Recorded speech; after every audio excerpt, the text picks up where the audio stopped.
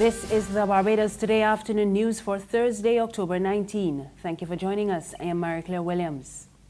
We begin with news that police are investigating the circumstances surrounding the drowning of a man at Brandon's Beach this morning. The incident occurred around 7 o'clock. Police say the man, a 45-year-old Grenadian, was at the beach with his wife and she got into difficulties and he went to assist her. He then started experiencing difficulties himself and his lifeless body was subsequently pulled from the water. In other news this afternoon, tougher legislation is coming to address the issue of praedial larceny in Barbados. The announcement this morning from the Permanent Secretary in the Ministry of Agriculture, Andrew Gittins, at a workshop to address the issue.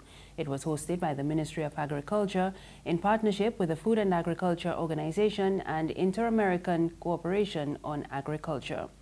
One of the main challenges has been facing the agriculture sector in recent years has been praedial larceny, and earlier this week a Christchurch man was fined for stealing 80 pounds of cassava.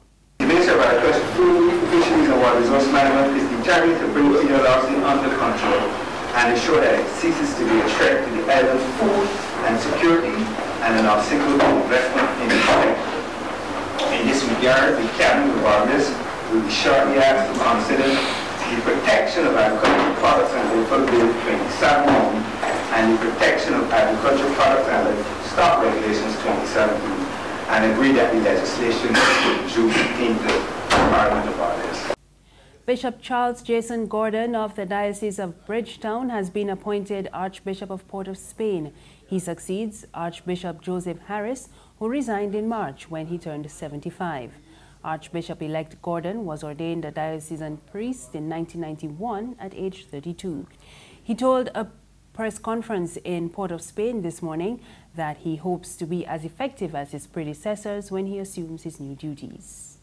And so I stand on these shoulders and I pray that with their legacy in front of me or behind me, that I would be able to contribute as they have to the building up of the church here in Trinidad and Tobago and in the region, and that I would find the ways, the support, the strength to do whatever God is asking for our church in this time. Bishop Gordon also noted that there are a number of challenges currently facing the region, which he says need urgent attention. We're in a very particular moment in the whole Caribbean. Barbados, where I've been for the last 6 years, has been in an economic challenge for the last 5 years or 6 years or so. Trinidad more recently, and most of the region is in this place where it's hard to find a model to build the nation with hope.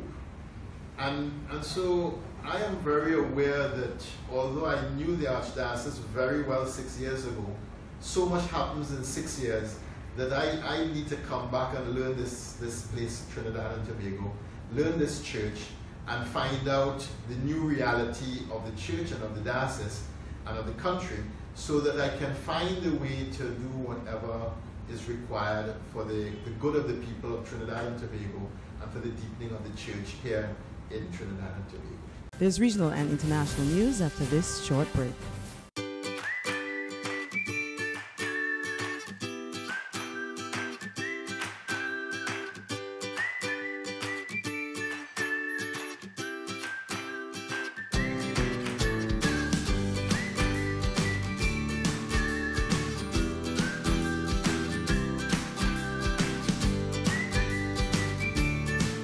Barbados Today, touching one community at a time. Thank you for staying with us. We're back now with news from the region. The Premier of the British Virgin Islands, Orlando Smith, says the international financial institutions are supporting recovery efforts following Hurricane Irma. He held recent talks with representatives from the World Bank and International Monetary Fund. Smith says the banks are also interested in rebuilding local structures to withstand future extreme weather events such as the recent hurricanes. And over in the Bahamas, new legislation is being debated that will overhaul the handling of criminal matters. We get the details from ZNS Network News in Nassau. A bill for an act to establish the Office of a Director of Public Prosecution moved in Parliament by Minister of State for Legal Affairs, Ellsworth Johnson. He highlighted the critical need for the independence of this office, noting that political influence has long been the order of the day. Johnson said this contemporary piece of legislation is also what investors look to in their decision-making. If I'm dealing with a government institution, is there a fearless, impartial ombudsman that's not a barking, toothless dog, but it has the grit and the backing to do something about something? How you settle your matters? And they look at this. People sit and look to see whether or not a call can be made to somebody to cause a matter to go away. That's a part of the international risk assessment that people do. And so when I travel, I do that. Seconding the bill, Tall Pines MP Don Saunders, he said unlike the former administration that commonly used nolle prosequis under the new bill, certain functions now performed by the Attorney General will be transferred to the Office of the DPP.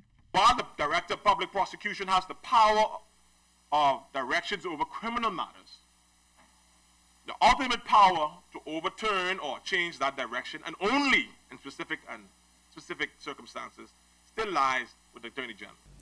And finally, on the international scene, the Philippine military is reporting that a top Malaysian militant may have been killed in a battle overnight. He was tipped to become the Islamic State's point man in Southeast Asia. We get the details in this Reuters report. Another step closer to taking back Marawi from rebels linked to Islamic State. The Philippine military on Thursday saying there's a big possibility a top militant was taken out in the southern city overnight. 13 of the few dozen remaining rebels were killed in the operation, and the army says Mahmoud Ahmad was likely among them. The Malaysian is one of the most wanted men in his home country. Reuters' Jerome Morales explains why his death would be a major milestone. The role he played in Mindanao was a crucial one, raising and channeling funds for the operations. Some experts say Mahmoud was the right-hand man of Isnilon Hapilon, who was Islamic State's point man in Southeast Asia before he was killed on Monday. So Mahmoud is seen as a possible replacement.